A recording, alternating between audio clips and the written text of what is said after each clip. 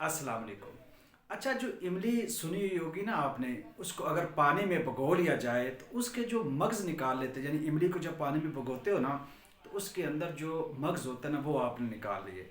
अच्छा, उस मग्ज़ को निकाल कर आपने अच्छे से ग्राइंड कर लेना, खुश करने के बाद अच्छे से ग्राइंड कर लें, खुद कर लें, बाज़ार से करवा लें, एज़ इट जैसे आपको अच्छा लगता है, इसमें आपका मसला। अच्छा खैर, उसको ग्राइंड करा के उसमें ना आपने जो कूज़ा मिश्री होती है ना, ये भी बराबर हम वज़न उसमें आपने करवानी। ये इसलिए हम डलवाते हैं क्योंकि ये जो होती है कब्ज़ नहीं होने देती, ठीक है ना। वो इस चीज़ों से फिर वो मिश्री का होना बहुत ज़रूरी है, कब्ज़ को ये महफूज रखती है।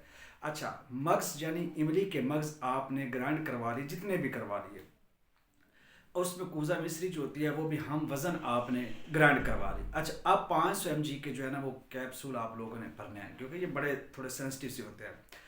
जिस बंदे को जरियान है, एतलाम है, ये दो अमराज वो वाहिद अमराज हैं जो जवानी को खा जाते हैं। जरियान एंड एतलाम, नाइट फॉल भी जिसको आप लोग बोलते हैं।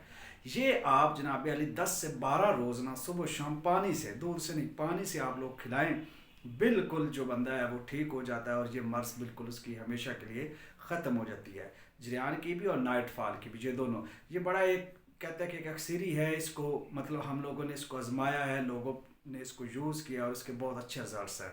बड़ी बड़ी मेडिसिन खाने के बाद जब इस पे लोग आते हैं तो बिल्कुल अल्लाह पाक उनको जो है वो शिफा देता है। तो ये चीज़ मग्ज़ अमली जो है, इमली के जो मग्ज़ होते हैं उनको अगर आप इस्तेमाल कराते हैं तो खातर खा फ़ायदे होते हैं। हर्बल चीज़ों को अपनी लाइफ में लेके आएँ, ये बहुत ज़्यादा बेनिफिट इससे मिलते हैं।